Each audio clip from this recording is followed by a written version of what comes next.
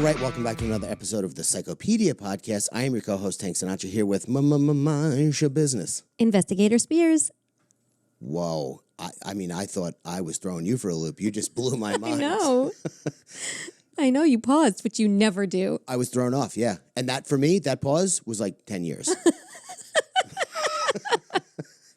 Do you want to tell people why you just refer to yourself as let me override your thing? Someone, I'm sorry, I can't remember who it was, but all credit and praise go to this person, Britney Spears. Love. You can tell everyone, actually, because I want to hear the words come from your mouth.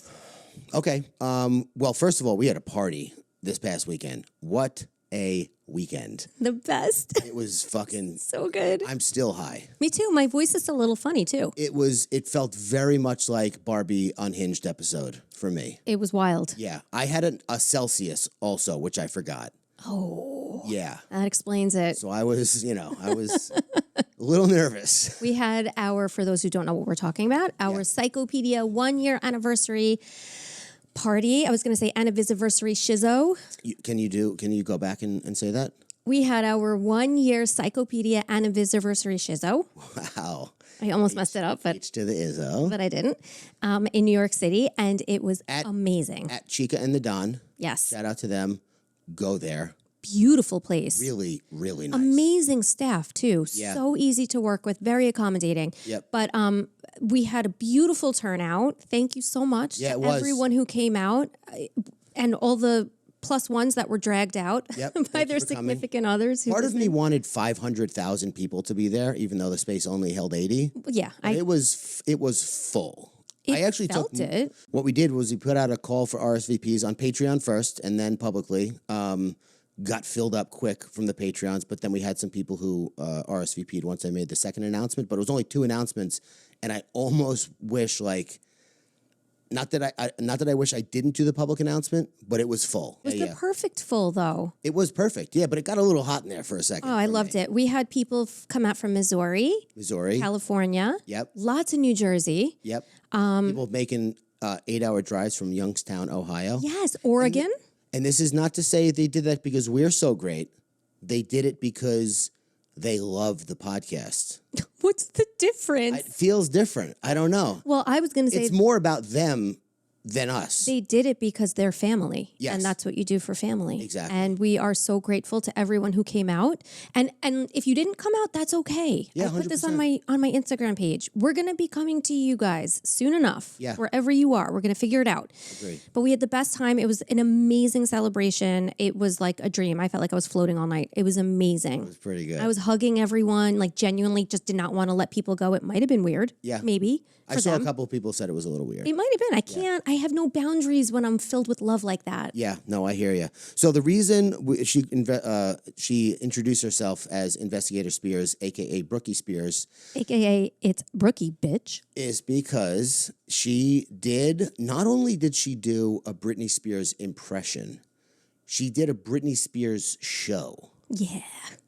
It was like we were doing the giveaway stuff. We had a little raffle, which, by the way, I have to say this publicly. I don't know if you know why it went so poorly, the raffle. No, I don't. I didn't even know it went poorly, to be honest. I was sweating bullets because we had 100 tickets, ripped them apart down the middle. I gave out whatever it was, like 70 or 80. But then firefighter Dave, who showed up in firefighter gear, put all 100 in the bowl that I was picking from. Oh, so I was picking numbers that weren't even like there. And then once I realized that, the sweat really started. Oh, yeah. That's terrible. I had no idea. Honestly, it went beautifully. I had no idea. All right, good. So then she goes, I have a surprise. Yeah. Wait a minute. Are you impressed that I was able to keep that from you? Yeah. Yeah. I think that might have been the most impressive element of the whole thing. Why? Because it was something that you've been like teasing me about, giving me shit about. Oh, but you knew the payoff was going to be great. Yeah, so the I know. That was well worth it. Yes. So keep going. Oh yeah. So she kept it from me, which was necessary because I was in charge of the music as it should have been. You were jamming. Oh my God. All night. Oh, so she goes, "Let me have your phone," and I'm like, "What do you need my phone for?" So I see her type BRI. I was like, "Get the fuck out of here! What are you doing?" Yeah. So, Oops, I Did It Again starts playing, And live in front of everyone there and everyone's smartphone in my face. And if you were there, because the people obviously couldn't hear you that were far away, like out of earshot. Yeah. I feel your pain. The microphone, Chica and the Don is opening because Mr. French, what it used to be, was flooded. So we asked him for a mic. He goes, it was wrecked in the flood. That's why. Okay. Yeah. Otherwise, we would have had a little Britney Spears and a python to go over. Oh yeah. So yeah, she's saying I heard it. It sounded good, and I was satisfied. And then I stepped off of the banquette and let her have her moment. And we posted video of it on Instagram, Psychopedia Pod. So with all that said, it was a temperature taker for people for us to know, feel confident going out into the world, doing live shows, because people came for love. Yes. They came for love. I think if we did a show, we'll get the same amount of love, but like there will be much more of a payoff for people who come out rather than just having long, awkward conversations with me because I wouldn't shut up. And it was what it was. But I enjoyed every second of it. Same. So, with that said, we are here in our studio. If you're on YouTube, check it the fuck out. I want to do a tour of the studio at some point. It's a wall, but it's a beautiful wall. Yeah, but walk everyone through what it is. Yeah. I think that would be fun because it was fun for us to put together. But with that said, we love the reviews. We've seen some. We've been sending them.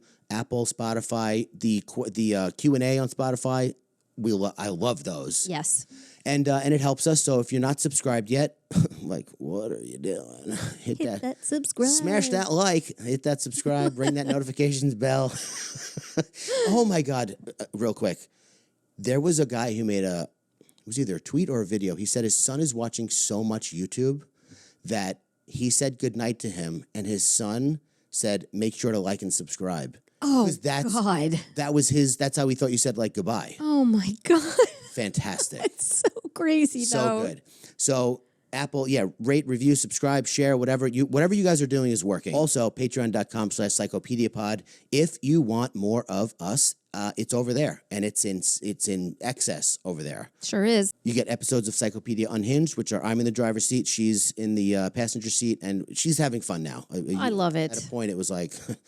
I'm no longer being run over by the car you're driving. You're in it. I'm in it. But you're still scared. Yeah, I'm still holding on for dear life. I'm driving too fast. Seatbelt is tightly fastened. It's raining. Yeah, right. But yeah, I think with that said, I just wanted to let people know that came to the event that we loved it, and we're so glad you came. And to the people who couldn't make it, don't feel bad, because like she said, we'll come to you. Yes, sir, we will. So without further, without further, chia. Let's hear about the case. What was that? The people who know. Okay. So I just want to tell you that I be thinking like you're going to like where we're going this week. What? Yeah. Banshees of Inisherin, for those of you who don't know. That's what I be thinking like. You're blowing my mind because I have a list of movies that you need to see for the Patreon episode we're doing after this. You did the list? Which is the Lucha Libre. Yeah, I did a list. Thank you. And Banshees of Inisherin is on there. All right. Okay. I haven't seen it. That's what I was thinking like. So I'm just giving you a little teaser. But we're going to Ireland. We're going to Ireland. This is for our Ireland people. Exactly. And all the other people. But it's for everybody. Yeah.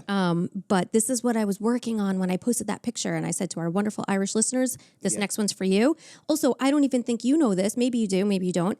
This is part one of a two-parter.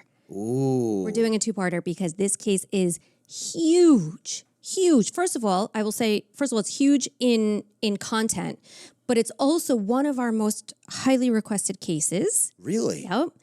Once I start going with this case, people who know true crime are going to lose it. Okay. All right. So this is part one. Okay. You ready? I'm ready. Okay. Art is subjective. So is post-homicide body disposal. Ooh, that's giving a business. Yeah. Yeah.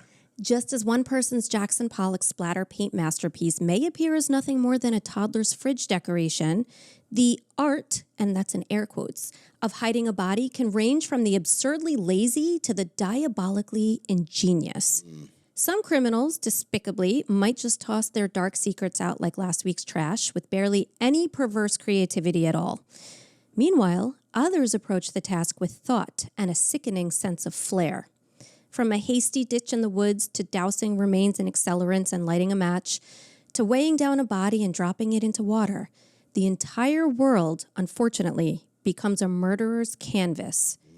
It's dark and it's twisted, but in the gruesome gallery of crime, it seems body disposal methods are as varied as the genres in an art museum.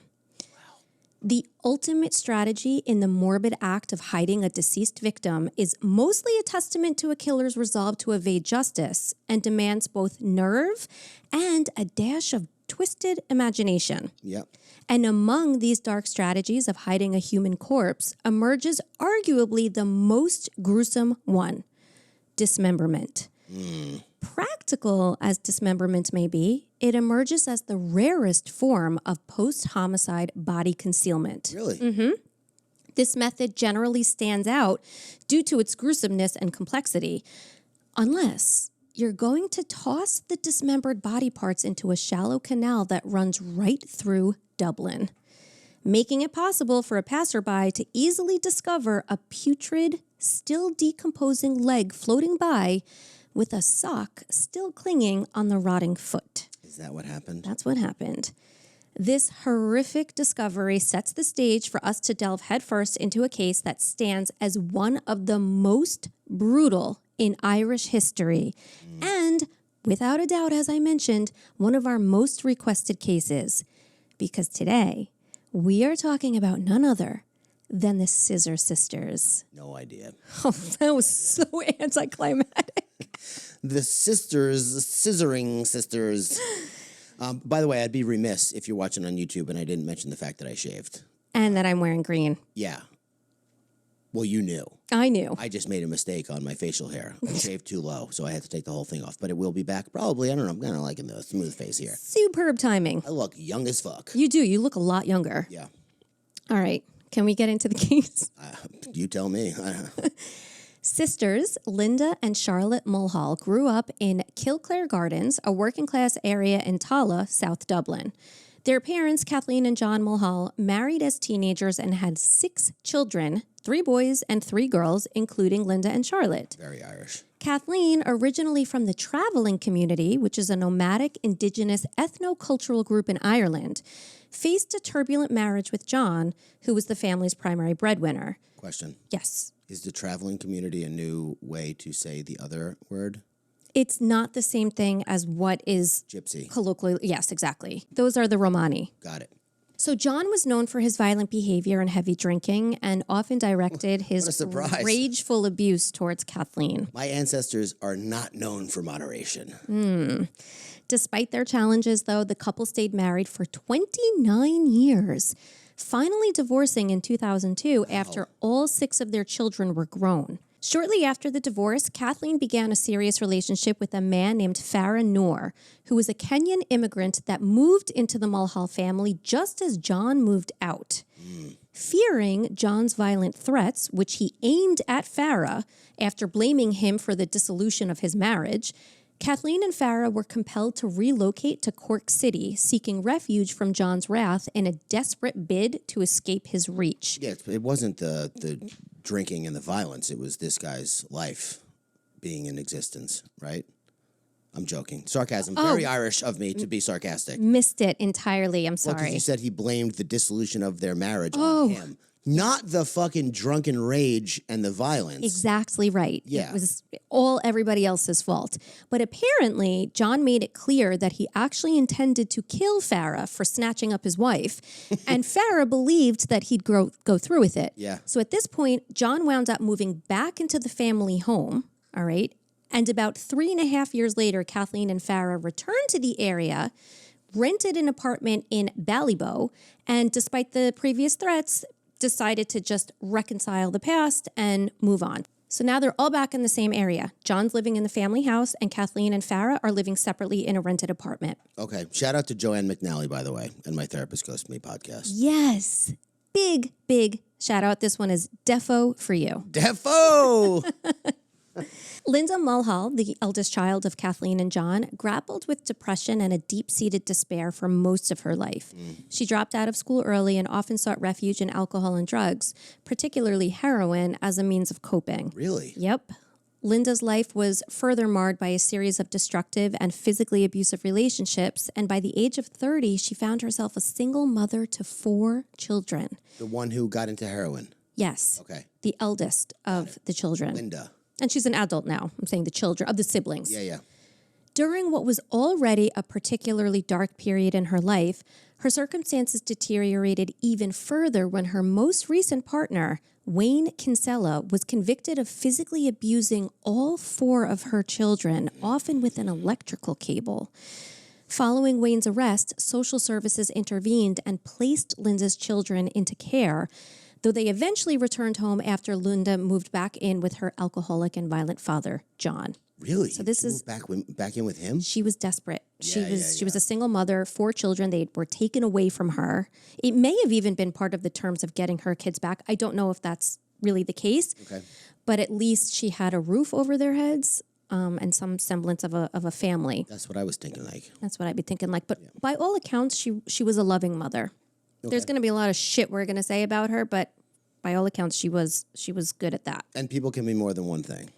Well said. Yeah. Very well said. Well, I'm speaking to one person in particular who DM'd me on Tank Sinatra. He's like, I don't understand this true crime thing. How do you reconcile it? I was like, bro, people have aspects, brother. Well, it is tough, honestly. Like, I remember when I first became a mother and I only self-identified or thought that I should self-identify as being a mother and like nothing else. Not an independent woman, not a working woman, not a wife, not a friend, like I'm a mother and that's it. Yeah. It took a little while for me to be like, you can actually be all of those things. In college, one of our professors asked us as an exercise, who are you? I said, I'm Tank. She goes, no, that's your name. Who are you? And I was like, well, I like Jay-Z. She goes, no, that's what you like.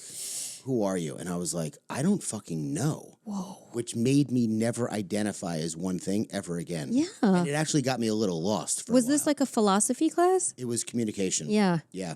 I was called up to like the podium in a big college lecture, death education. Shocking that I would register for that class. Yeah. And we did this exercise, speaking of exercises, and the professor said, I'm going to say a word and you're going to tell me the first word that comes to your mind in response. So he goes, towel. I go, Brad Pitt. No idea why. Okay. He goes, sex. I go, Brad Pitt. Like in front of everyone. Got a big laugh. Yeah, it was good. Oh, yeah. I don't know how funny it is now, but it was funny at the time. It was good. It was good. Okay. So despite the joy of being reunited with her children again, Linda still felt tremendously lost in life. Those close to her during this period noted her profound and obvious yearning for love and connection.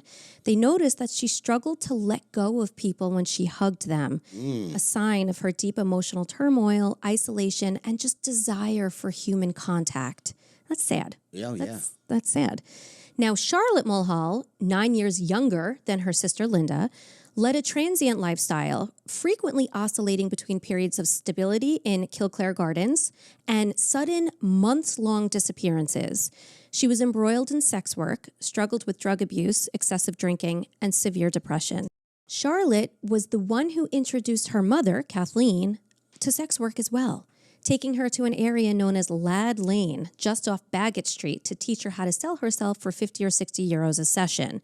Both mother and daughter would occasionally work the streets together. Wow. So a little bit of a unstable, I want to say, family. Yeah. Loose boundaries. Yeah, I mean, no judgment. Survival sex work is a profession. It is what it is. People got to live. But they sort of all struggled with some serious stuff. Sure, yeah. Charlotte's legal troubles, speaking of troubles along the way, led to minor convictions for which she was sentenced under the Probation Act in October 2005, which is a legal provision allowing for the dismissal of charges under conditions aimed at rehabilitation. So she was in and out of like jail and getting convictions, but always with the aim of rehabilitating. Yeah. Needless to say, life was far from easy or pleasant for the Mulhall women, and Kathleen, Linda, and Charlotte each faced significant hardships in their own ways. So when Charlotte's 22nd birthday approached in March of 2005, they saw it as an opportunity to momentarily escape their difficulties. The previous year, Charlotte had endured a particularly somber 21st birthday, sinking into a deep depression and making a firm resolution to never experience such despair on her birthday ever again. So she was determined to make her 22nd birthday memorable and filled with better moments. Did you ever have a sad birthday? Well, that should tell you because nothing jumps to mind, I guess. Well, good for you, because when I was 22, I had just stopped drinking. Yeah. Just stopped drinking and stopped smoking weed because I was still smoking pot at this time. It was like 1 month before I would get sober. I went to the Blue Hanu where I was working by myself and got a cheesecake. And there's pictures of it. I know, it's That is very sad. so sad. I didn't have any friends. Why didn't you call firefighter Dave? I didn't know him then. 22? Yeah. No, it was like 24, 25 when we were connected. Okay. Yeah. Because he would have been there for you. I know that. That's a sad thought. I don't like it. Yeah. So you can understand how she was determined to make her 22nd birthday much better than her 21st, right? And she wanted to ensure that it was going to be one to remember. And indeed, it turned out to be just that, though perhaps not in the ways anyone might have expected or hoped. On Sunday, March 20th, which was technically the day before Charlotte's actual birthday, but the day on which she decided to celebrate her birthday. As people do. As people do. As they do. Charlotte and Linda began drinking vodka together at 11 a.m. Sick. Sounds like a great time. They got ready together at Linda's house, which was really John's house, put on enough black eyeliner to make a raccoon sweat, and polished off the entire bottle of vodka by the time they caught the number 77 bus into Dublin city center. It was a sunny day, but dark clouds were gathering, literally and metaphorically. It is Ireland.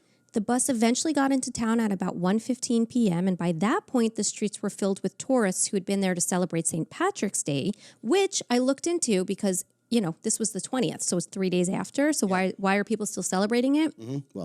Well, okay. Yeah. But apparently, since St. Patrick's Day was on a Thursday that year and very close to the weekend, many people just kind of continued to celebrate into the weekend. Yeah, for sure. That makes total sense. What doesn't make sense to me is when towns near us have a fucking St. Patrick's Day parade on March 4th. What is that? It's like, that's not St. Patrick's Day, dude. Call it something else. Why does that I happen? don't know. They get nervous. They want to make sure that... I don't They know. get nervous. We got to do the parade. Let's just do it. Something I would do as just like an early person and like I was handed papers in college a week before they were due because I was so nervous I would miss it if I didn't. Wow. Yeah. Could not relate less. I know. All right. So anyway, the point is that people were drinking and partying, which only added to the overall let's throw caution to the wind vibe that Linda and Charlotte were already vibing with. Mm-hmm. When the sisters got off the bus, Charlotte called Kathleen to invite her to join them. Kathleen indicated that she and her boyfriend Farah were just wandering around Upper O'Connell Street together anyway, so said that she would meet the girls somewhere in the middle, and they decided to meet at a McDonald's, which they did. When Linda and Charlotte got there, they saw Kathleen and Farah holding hands and sipping cans of beer together, which seemed like a good sign that things were going well between them. Farah was typically horrifically abusive towards Kathleen, so the sisters were happy to witness this rare moment of peace and happiness where they were holding hands and drinking together. So this is Linda and Charlotte. Yes. Oldest and... Her sister was 9 years younger than her. Probably the youngest, maybe. I don't know. We don't know. But pretty big age gap. They run into their mother with her new boyfriend, Farah, who's Kenyan, right? Very good. Is the mom doing sex work at this point? I think yes. Okay. That's my understanding. And with Charlotte, right? correct. Okay. Yeah.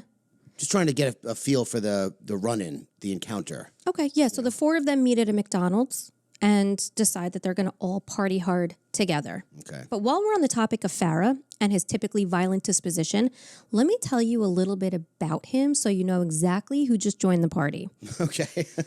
At this point in the story, Farah Swaleh Noor was 39 years old and 10 years younger than his girlfriend Kathleen. He initially came to Ireland in December 1996 and falsely presented himself as Shalila Salim, a Somali refugee whose family had perished in Mogadishu amid the Somali Civil War. Did he really say his name was Shillelagh? Like he thought that sounded Irish or what? No, he was trying to say he was a Somali refugee. Yeah, but Shillelagh is Irish as fuck. Yeah, I don't know what that's about. My name is Shamrock. I am... What? What's your name? He looks around. Guinness. But Shillelagh's wild. Okay. I'm gonna work on letting go. Okay, I'm waiting for that to happen. You're gonna wait a long time, but I'll do it quietly. So this is not true. He was not a Somali refugee who lost his entire family in the Civil War. All right. He was actually Kenyan, and his family was alive and well. Mm-hmm. Facing deportation by the Department of Justice, Equality, and Law Reform, Farah managed to successfully appeal for Irish citizenship in March of 1999, largely due to the fact that he'd fathered an Irish-born child. And how did he wind up fathering an Irish-born child? Well, in 1997, he raped a mentally disabled 16-year-old Chinese girl named Lynn, who later gave birth to his son. In fact, 2 other women, both of whom also bore his children, reported having been raped by him as well. Wait, so he had 3 kids out there, all products of rape? Yes. Well, he actually had at least 5 children scattered around the world, none of whom he supported or showed any particular interest in, 3 of whom were confirmed as being products of sexual assault. Did he rape people so that he could get citizenship? Like, what the fuck? Excellent question. I never even went there.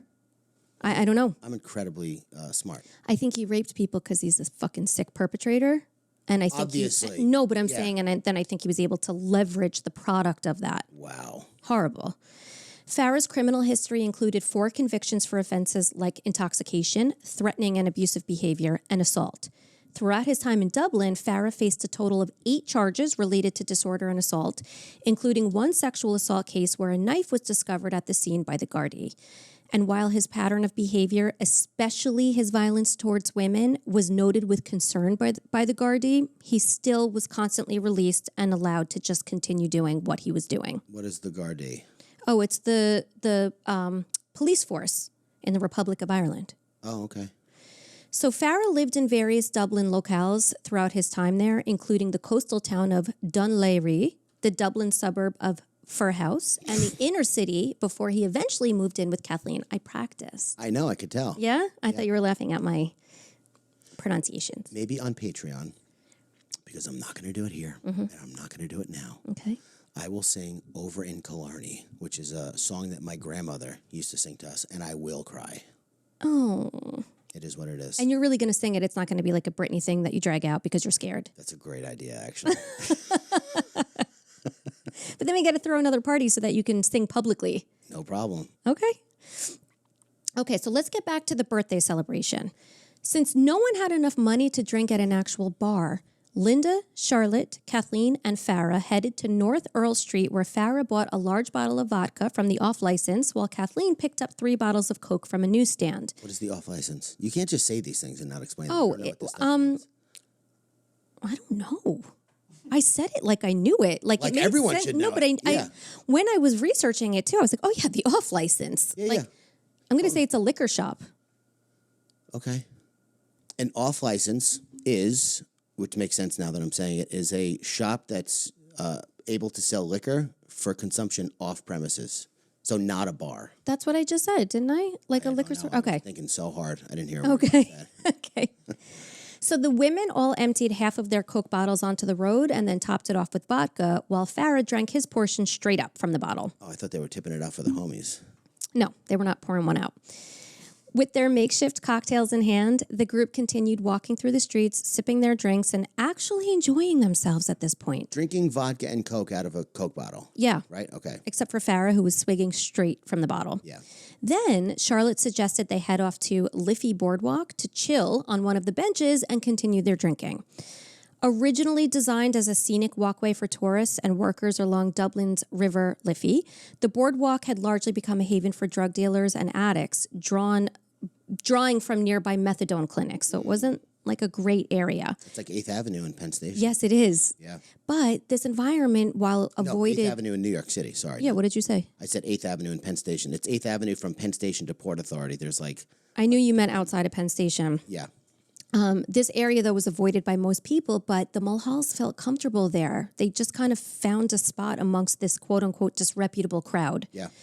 Then, as they continued drinking their vodka, Linda discreetly offered Charlotte one of the several ecstasy tablets she had in her pocket.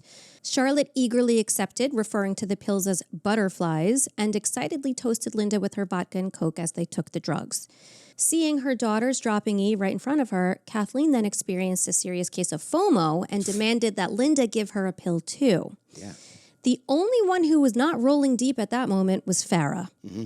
And the reason for that was that the women had wanted to keep Farah in a pleasant mood, and if he got too drunk or too high, historically, he'd become loud and aggressive. If they gave him ecstasy, he would have been hugging everybody. Well, hold on to that thought.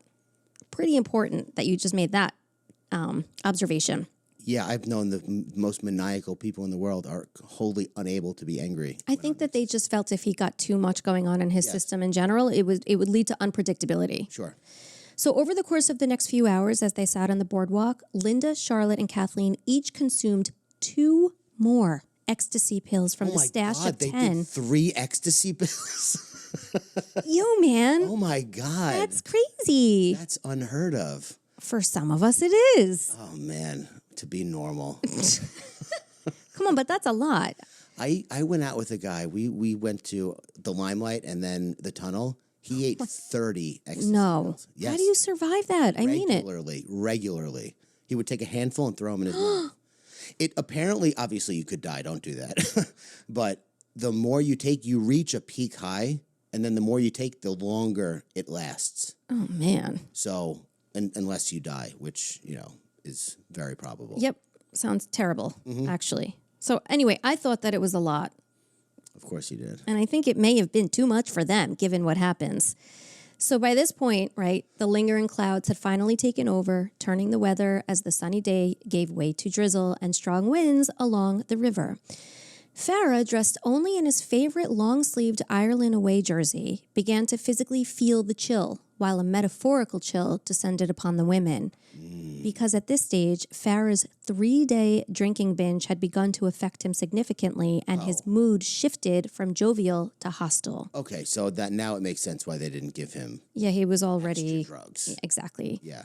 He suddenly grew aggressive and started arguing with Kathleen in a mix of broken English and his native language, confusing and concerning her daughters who couldn't understand but knew instinctively that this wasn't going to end well. Yeah. In an effort to move what was likely to become a physical assault at this point, Kathleen firmly grabbed Farah by the arm and led him toward O'Connell Street as the argument grew louder and more public. Linda and Charlotte trailed behind, and before they realized it, they reached Kathleen and Farah's apartment. Did she drag him somewhere less private or more private? Like, did she take him somewhere public so that she would... They were on the boardwalk in like a seedy area, and then she was dragging him through the public streets to get back to their apartment. Oh, okay. Got it. All right. Pop quiz. Sick one. While walking up O'Connell Street, but before arriving at the apartment, what happened along the way? Shillelagh.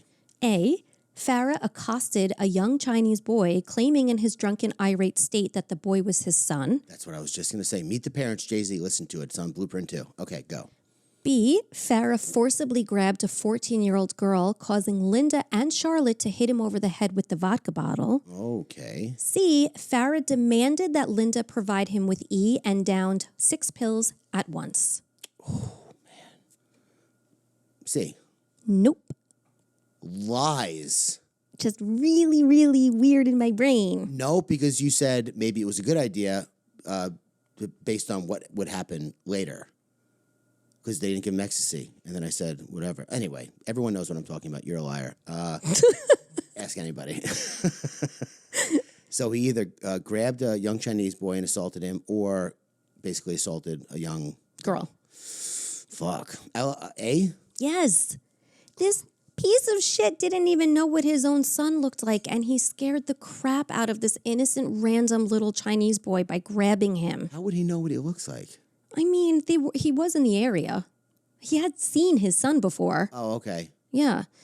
When he grabbed the boy, Kathleen yelled, "That's not your son, you bleeding idiot."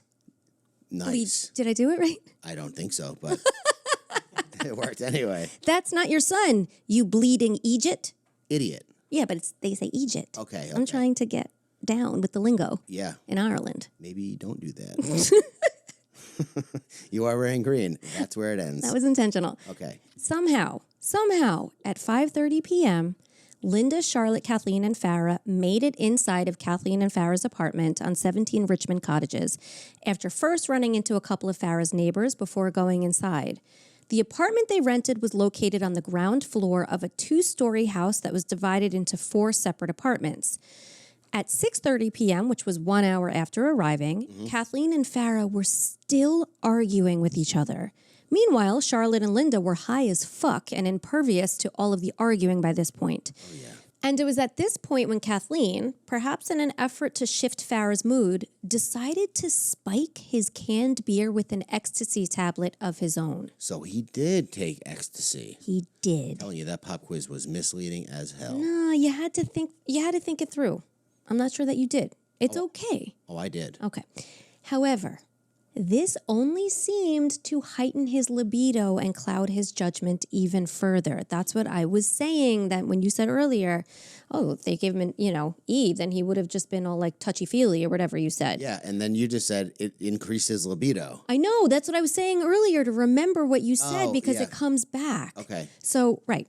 Within moments, Farah began openly making advances towards Linda, his girlfriend's daughter. Now, all 3 of the Mulhall women knew that Farah was a sexual predator. They knew his rap sheet, they knew his disgraceful outlook on women in general, and they certainly knew how he treated Kathleen. So when he unashamedly turned his sickening attention to his girlfriend's daughter, it triggered a series of events that would become one of the most gruesome in Irish history. Okay, let's hear it. Here's how it went down. First, Farah placed his arm around Linda. Then he aggressively pulled her closer to him while placing his arms around her waist, touching her leg, and whispering something dirty in her ear. It was at this point when Charlotte intervened, asked Farah what the fuck he was doing, and then told him to get his hands off of her sister. Charlotte intervened. Yeah. Okay. After that, what did Farah do? Pop quiz. A, he got up, casually walked across the room and punched Charlotte in the mouth. Okay. B, he ignored Charlotte and whispered to Linda, "You and me are creatures of the night." C, he told Kathleen to watch as he unzipped his pants and laughed. So he punched her, whispered, or pulled his pants down. Unzipped, but yeah. Yeah, I mean, he unzipped in an effort to probably. Anyway, you came up with 2 of those, and that is, I'm so sad for you. Don't be sad for me. I'm going to say that he whispered sweet nothings into her ear. Yes. Yes, he did. It wasn't just sweet nothings. He said, "You and me are creatures of the night. You are like your mother." Shout out to the future Patreon creature of the night. Yes. So Charlotte now got to her feet at this point and demanded with an air of threat that Farah take his hands off of Linda. Then Kathleen took a step towards Farah and demanded the same thing. Farah suddenly stood up, grabbed Kathleen, his girlfriend, by her arm and started to pull her towards the bedroom while simultaneously dragging a finger across his throat as if to suggest that he was going to kill her. Fuck that. And all of the women in that house did not take this gesture lightly given Farah's history of violence against women and the fact that he had broken Kathleen's ribs before in a fit of abusive rage. I'm so glad that I don't think or act like that. Me too. Like, seriously. Me too. I can't even imagine what your life must be like if you just view people, but women or vulnerable groups of people as like your things to do, your subjects or whatever. I don't know. Obviously, it speaks more about that person. Of that course. It's just it's predatory. Yeah. So it was then that Charlotte reached for a Stanley knife, which is like a box cutter, that had been sitting out on a sticky cutting board in the filthy kitchen surrounded by empty beer cans and vodka bottles. Ooh. Farah started whispering, "You are so like your mammy. You are so like your mammy." While Charlotte told him one last time to get his fucking hands off of Kathleen now. Okay? Yeah, he's got Kathleen. Right, dragging her to the bedroom, acting like he's going to cut her throat, and saying to Charlotte, "You're so like your mommy." Yeah, mammy. Mammy. But he didn't take these threats to mean anything, and he kept his grip firmly in place around Kathleen's arm. Then Kathleen started begging her daughters to please kill him for me. Wow. Or she would be dead herself by the end of the year. And that's allegedly what she said to her daughters. Please kill him for me, or I will be dead by the end of the year. So they're behind closed doors, there had obviously been threats of such. Oh, I mean, he broke her ribs in the past. He's beaten the shit out of her. And now that he's dragging her and putting his finger across his throat, she truly, allegedly believes that at some point, if not now, at some point, he will take her life. What month was it? March. He's got a while. She means like the calendar year. Oh, the 5th by tax day. Right. Okay. That's probably what she meant. Yeah. Charlotte then pushed the button on the Stanley knife to make the sharp blade go up as Farah continued to push Kathleen towards the bedroom.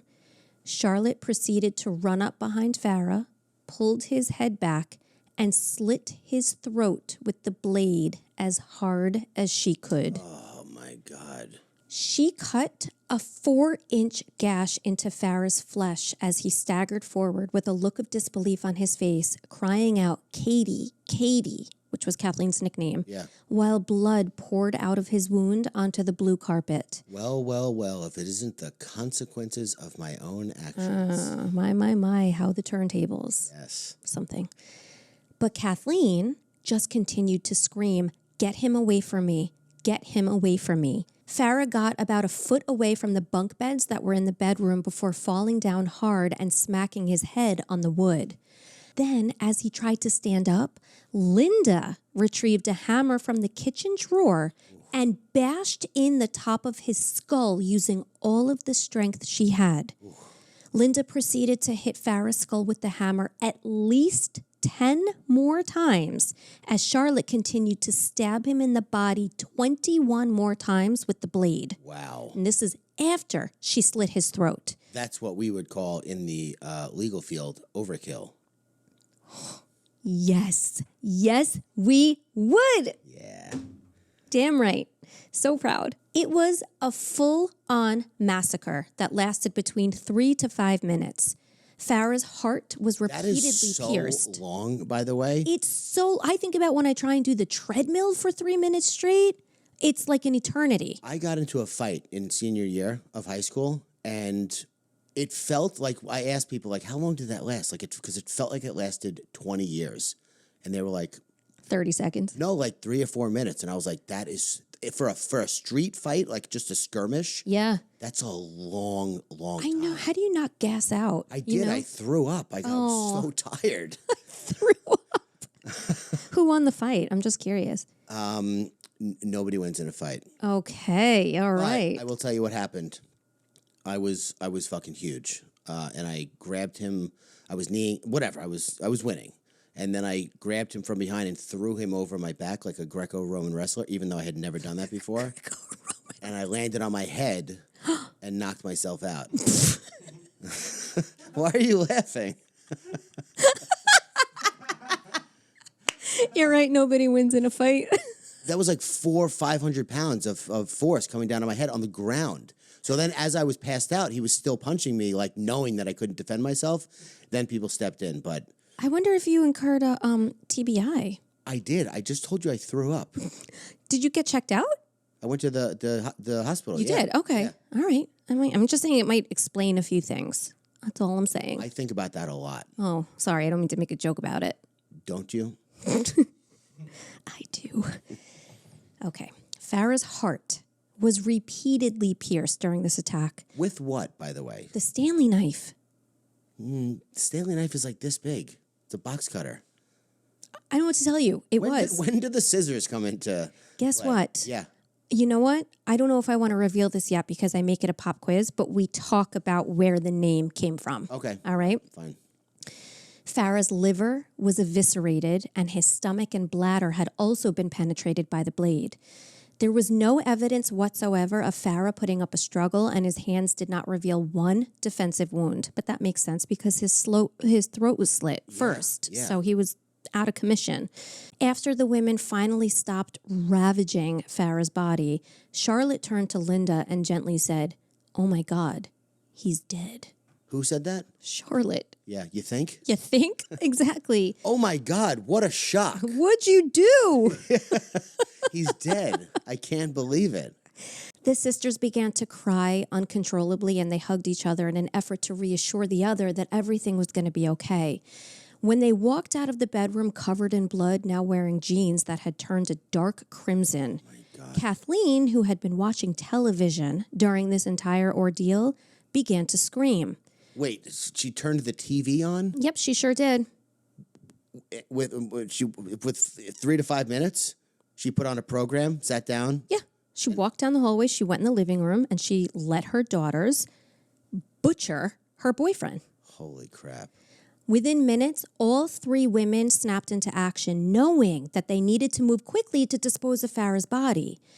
After a grim discussion on how to handle the body, they concluded that dismemberment was the most practical approach. Interestingly, dismemberment is a relatively rare method of body disposal, deemed effective in only about 7% of the cases. What do you mean effective? It doesn't work. What do you It mean it gets doesn't discovered. So gotcha. yeah, that's the point of body disposal, right? Yeah. Presumably is to like get rid of the evidence. And when you dismember and get rid of the evidence, it's only effective 7% of the time. Yeah, because, I mean, there's like 8 body parts. You have more likelihood of finding something.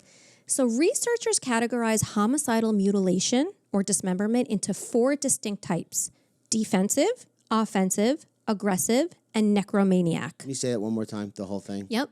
Researchers categorize homicidal mutilation into 4 distinct categories. Homicidal mutilation. Are we talking about dismemberment? Yes, we are. Defensive dismemberment? I'm gonna get into it. Defensive, offensive, aggressive, and necromaniac. Defensive, offensive, special teams, and necromaniac. Okay, you ready? I'm ready, yeah. The first type, defensive mutilation, is the most common type of mutilation killings and is employed primarily to hinder identification, facilitate transport, or destroy evidence. This appears to be the type of homicidal mutilation that occurred here in this case. Okay. The second type, offensive mutilation, involves cases where dismemberment is the primary intent of the actual murder, often seen in lust and necrosadistic homicides. So these killers might perform specific acts like removing genital organs or breasts driven by sexual motivation. Lorena Bobbitt. Yeah. I mean, she didn't kill him, but yes. Oh, it says part of killing. It's post-homicide. Oh, okay, gotcha. The third type, aggressive mutilation, is driven by strong emotions where the act of dismembering itself causes the victim's death. This is the second most common type. Mm-hmm. And the fourth category, necromaniac mutilation, is when the perpetrator takes the parts of the corpse as a symbol or a trophy, right? So they go. The guy. Jerry Brutos. He took the foot. Yeah, or the other guy who had them in Tupperwares. Oh, the Korean lamb korwan. Lamb korwan. Yeah, you're right. I also read in one source that there's another type of homicidal mutilation that's associated with organized crime where the mutilation serves as a message to others. Yeah. So in this context, the murder and dismemberment communicates like a warning or a threat. Like the cartels and the Colombian necktie. Yes, we've talked about that. That is so hideous. Yeah. Yeah. There are very few studies on the relationship between psychiatric disorders and dismemberment, but it has indeed been noted that perpetrators who commit aggressive and defensive mutilation have a history of alcohol and substance abuse, as well as previous psychiatric disturbances and criminal records. There is also a substantial connection between corpse dismemberment and childhood and adolescent sexual abuse. In fact, 67% of mutilation murders were carried out by individuals who were sexually abused. Obviously, not everyone who survives sexual abuse goes on to engage in murder and body dismemberment, but there's this correlation that has been found. Got it. All right, getting back to the case. But first, I need to issue a massive trigger warning at this point. If you do not vibe with body dismemberment, maybe skip ahead. And for the love of God, if you are eating, don't. Does anybody vibe with body dismemberment? I mean, you know. Tolerate it. I mean, semantics, you know? Yeah, sure. Okay. After mixing themselves a few more vodka and Cokes, Not Linda... drunk enough? No. That's the thing, though. When this becomes like a ingredient in their recipe. I guess the adrenaline would undo a lot of the drunkenness, much like cocaine. Okay. Yeah. So after mixing themselves a few more vodka and cokes, Linda and Charlotte began to move Farah's body as the blood around him started to congeal into 5-foot radius pools. They dragged the body into the hallway and then into the bathroom, leaving a bloody trail on the carpet. The bathroom was cramped and absolutely filthy, and it had a toilet at the back and a small shower area to the right of that toilet, just about 1.5 feet away. Very, very cramped. The walls, tiled and unwashed for years, enclosed a shower base that was too small for Farah's entire body, which caused his legs to protrude awkwardly out onto the tiled floor. I'm picturing this too well. That's the idea. Next, the sisters rummaged through the kitchen drawers for something sharp enough to dismember the body. But all they could find was a 9-inch kitchen devil bread knife, a name that seemed chillingly fitting given the circumstances. Next, the sisters rummaged through the kitchen drawers for something sharp enough to dismember the body. But all they could find was a 9-inch kitchen devil bread knife, a name that now seems chillingly fitting given what they used it for. Yeah. Slowly, Linda and Charlotte entered the bathroom and stared at the body for a few minutes, absorbing the grim reality of their task. Charlotte then proceeded to remove Farah's pants and, holding his right leg with her left hand, began to saw through the flesh above the knee. The knife struggled against bone and cartilage, causing Linda to break down crying uncontrollably, while Charlotte maintained her focus on cutting through the flesh. It's a bread knife. It worked. Oh. She was unable, though, to fully separate Farah's kneecap with the bread knife, so she fetched the hammer and started pounding on the knee to apply extra force. Oh. Blood splattered across the bathroom and, of course, all over her face, but she persisted, alternating between the Stanley blade and the bread knife until she managed to completely detach the top of the kneecap from the thigh area. What a macabre scene. Well done. Thank you. Then she tossed the severed limb into the shower area, Farah's sock still attached to his foot, and began the same gruesome process on the left leg. There's that sock. That's right.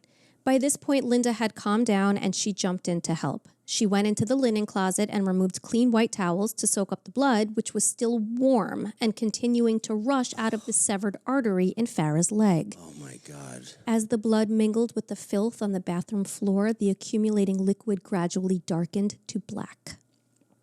Can I tell you something even well, not grosser, but along the same lines? Sure. There was a guy I knew who was like a hunter-ish, kind of. So he came over. He had just went pheasant hunting, and he was Feathering it or whatever.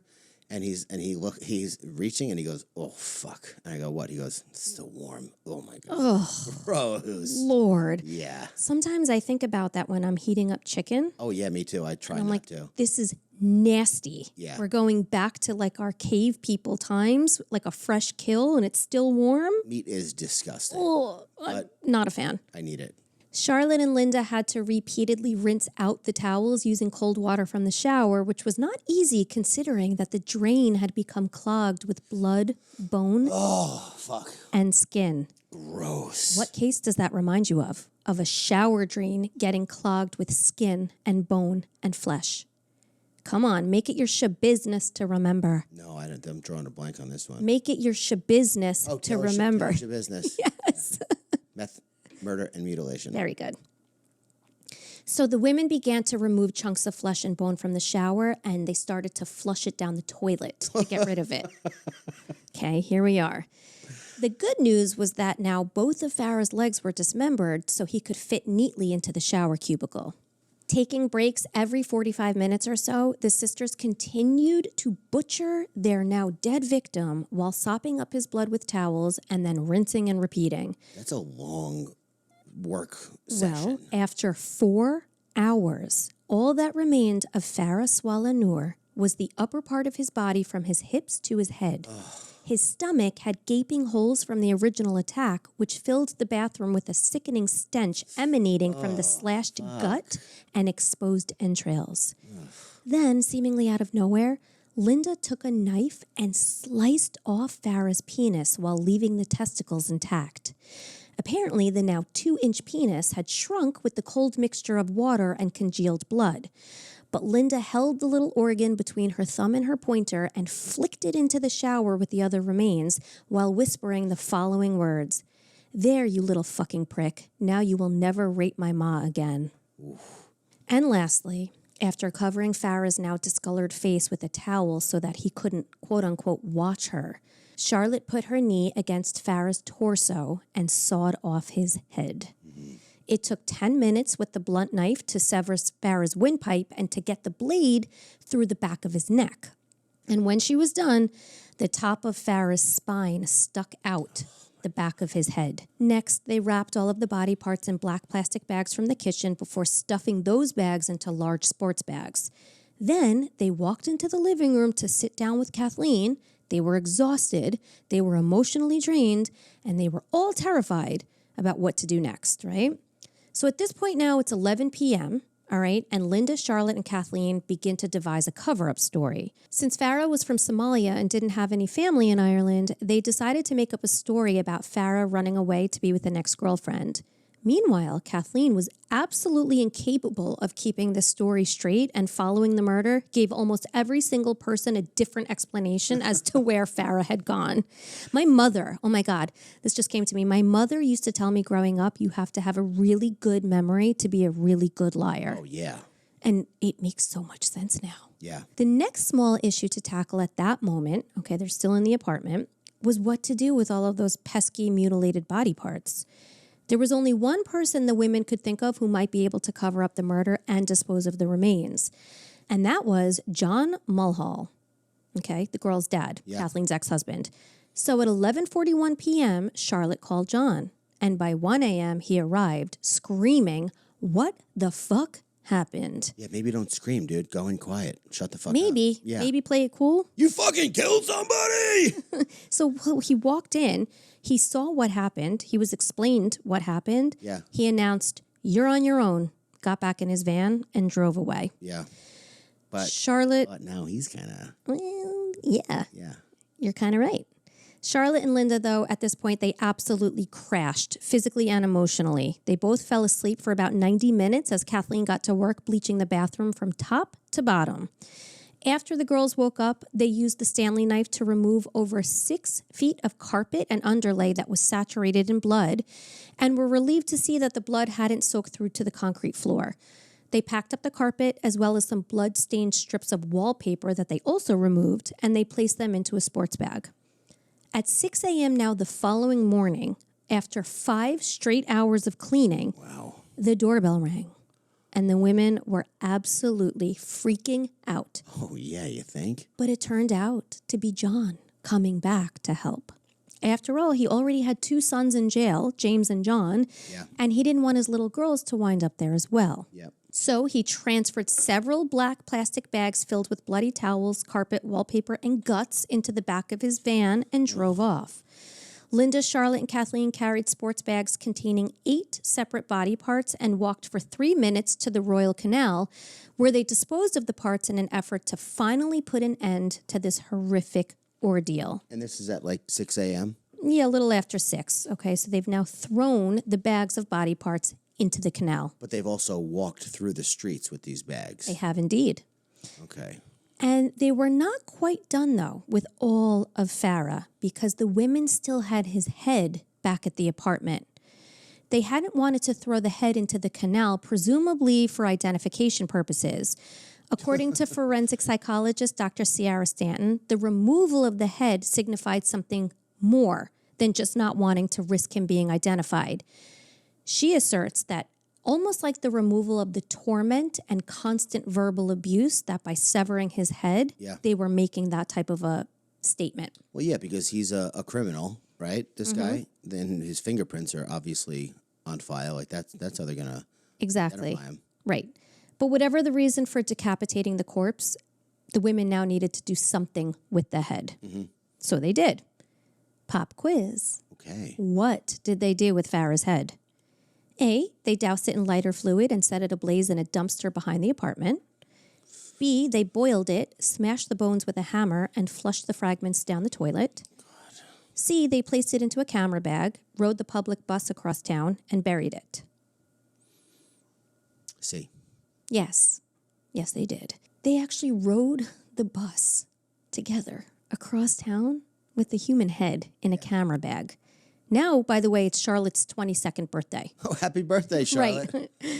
This is one to remember. Exactly. Yeah. So at this point, all three women were trying to come to terms with what had taken place. Linda started to almost immediately unravel and found herself consumed by guilt. Yeah.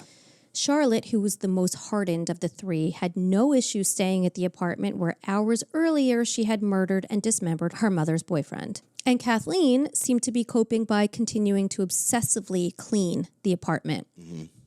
They all kept moving, all of them. And just 3 days after the murder, they also decided to empty Farah's bank account. Okay, so this is where they are. Sloppy work. Over the course of the next 10 days, Linda lived on the brink of a nervous breakdown 24/7. Yeah. She was consumed by the possibility of the head being discovered, as when they left it, the top had been sticking out of the ground. Why? Why? You couldn't dig a fucking hole for a head to fit in? I mean, you did all that other work. They were, I mean, in their defense, even though this is all indefensible, they were probably so tired. Yes, they were. That amount of work with that amount of adrenaline dump and emotion, and like the guy's already dead. Mm-hmm. Now you got to kill him more. And like the thing is already done, but like you got, fucking, Yeah. no thanks. On March 30th, okay, Linda decided to take her son's school bag. Okay, so he had to go to school that day, I read this, with his books in a plastic bag because she took his backpack, returned to the park where she buried the head, dug it up, and transported it to the Sean Walsh Park in Tala. Okay, so she's digging up body parts and transferring it. She's unraveling. Oh, yeah. And to this day, no one knows exactly where the head was buried because it's never been discovered. She probably dug a deeper hole. But as she reburied the head, she cried for 1 hour straight while whispering, "I'm sorry, Farah. It should be me ma in there and not you." Really? Mm-hmm. They didn't have a great relationship, Linda and Kathleen, for what it's worth. And Kathleen was a little bit ghosting her daughters after this whole thing went down. Wow. Like a little bit abandoning them. You got what you wanted, and now I can't get you to text me back? Is that from something? No, it's a very common story, though. Oh, okay. Linda then also took out a lighter from her pocket and she burned her son's backpack. Okay. So now the head is buried in a different park. The backpack is gone. But before she dug up the head and transferred it originally, what happened? Pop quiz. PQ, baby. A, she warned her son, who then relayed to his teacher, to never play soccer at Sean Walsh Park because a zombie lived there, one that she herself had buried.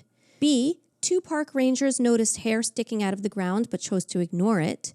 C, Linda heard a voice in her head telling her that she was evil and that she needed to confess upon her return.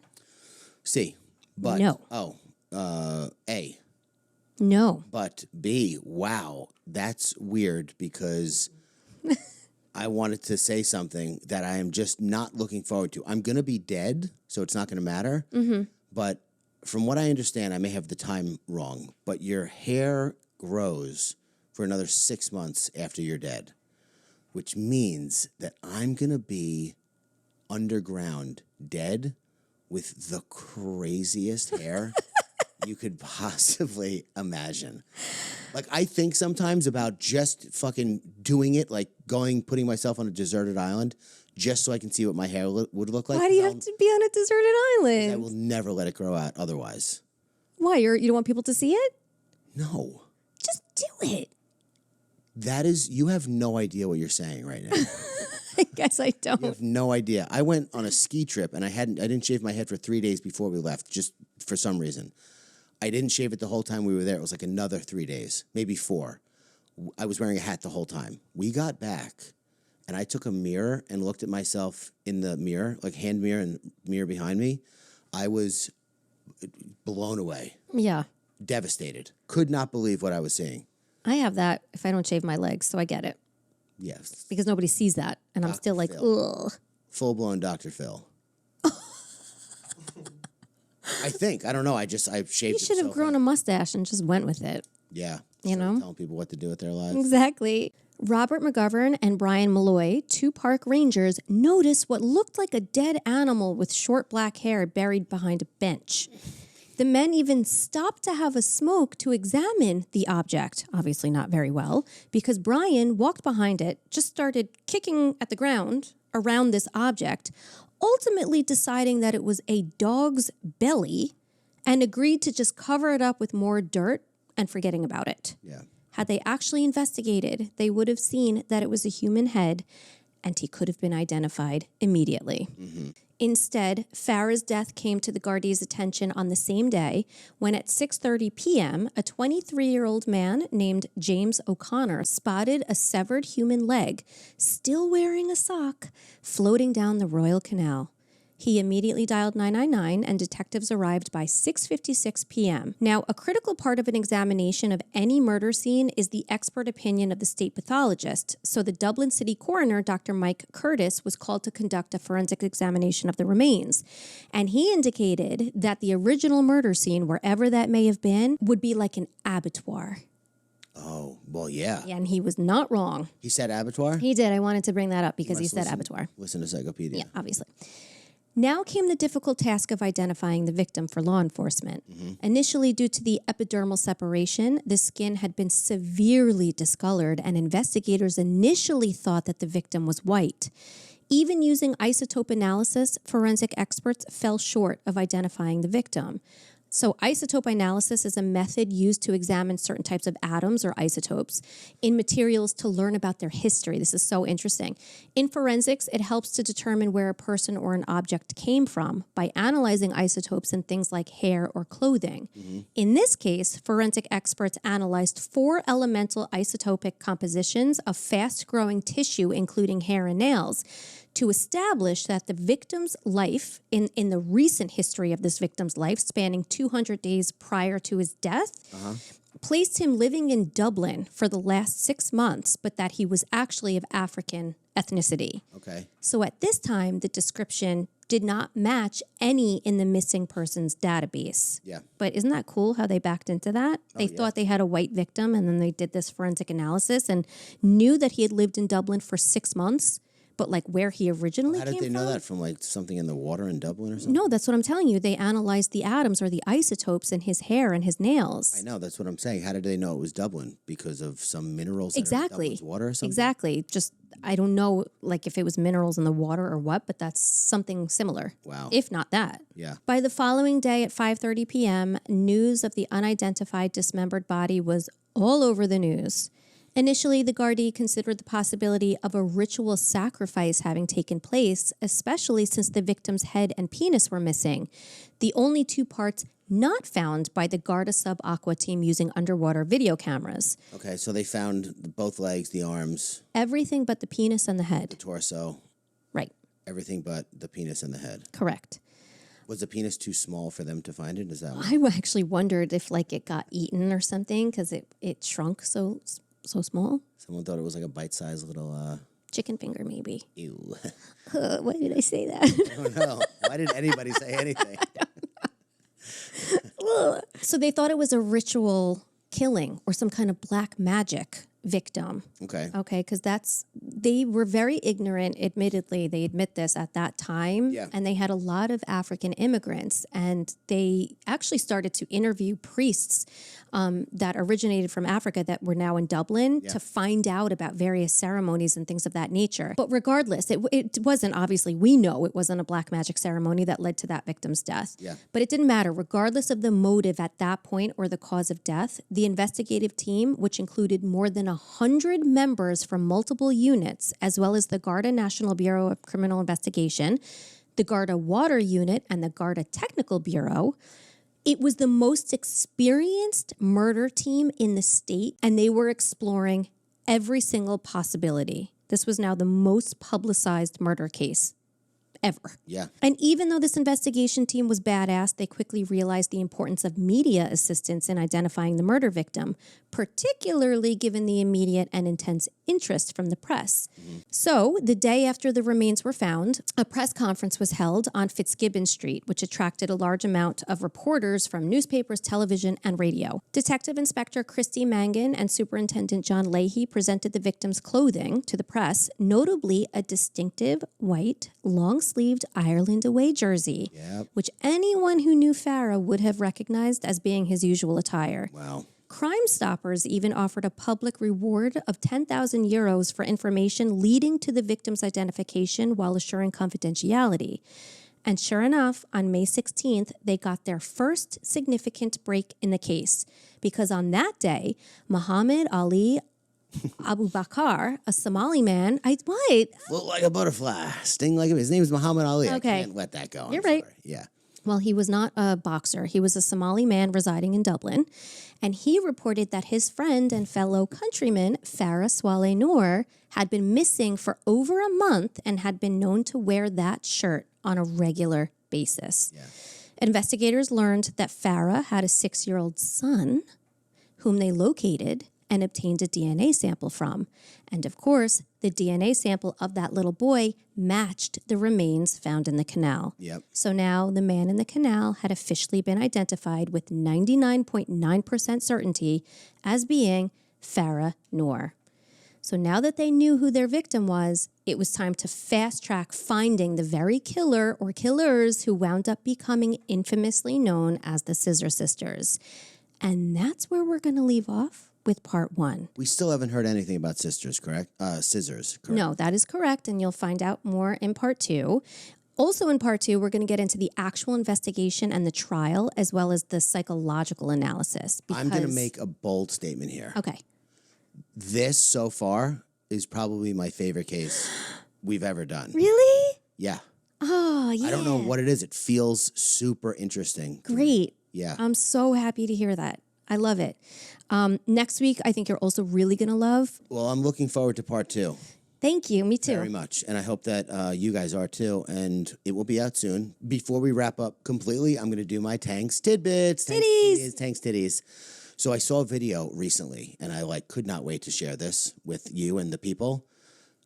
If you have children and you find yourself getting frustrated by their behavior or lack of action when you ask them to do something, most people know, I feel like it's common knowledge at this point, although it probably isn't, that the prefrontal cortex is not fully formed until you're 25. That's average. That's men. Women are a little bit sooner, but let's just say 25, right? The prefrontal cortex is what makes you a human. It helps with logic, ration, language, decision-making, huge decision-making, motivation, follow-through, all of that. Impulse control. Impulse control. So when you find yourself telling your kid to brush their teeth 10 times in a row and they're still not doing it, that's because you, as the parent, are their prefrontal cortex. Mm-hmm. They do not have it yet. I like that. So yeah. Be patient. They are quite literally not formed yet. I can say to myself, I got to go brush my teeth, and I will go brush my teeth. Not only did they not have the ability, they're forming the ability. So when you tell them to do something, it's like, yeah, I don't know, maybe I'm never going to brush my teeth again. I don't know. They're also learning consequences, like what happens if I don't? Yeah. It's like a whole cocktail of reasons. But they don't have the ability to self-motivate for the most part. Some kids, obviously, this is a general statement. You may have a kid who's like a serious self-starter. But for the most part, if you find yourself getting frustrated telling your kids to do the same thing over and over and over again, just know that there's a reason for it. It's not because they're annoying or bad or disrespectful or disobedient. It's like they don't have that. Well, they are those things, but they don't mean it. No, I would disagree. Yeah? They don't have the part of the brain. Yeah, but you said that they're annoying. Disrespectful, disobedient. I wouldn't label a child that's incapable of making... Incapable, you're right. Yeah. You're right. Yeah. So they're not disrespectful, but they are incapable. So just keep that in mind. I'm not saying to never get annoyed because kids aren't, kids are kids. Well, that was my point. Yeah. Okay. But that's it. Until next time. Yes. Thank you so much, everyone, for listening. Thank you, Tank, for bringing the levity. Thank you for doing all the research and making this the best case ever. And if you made it this far, Megs, you're a real one, and we will see you guys at the next episode. Yes, come back for part 2. Yes. Trust me. Thank you. Bye. Bye.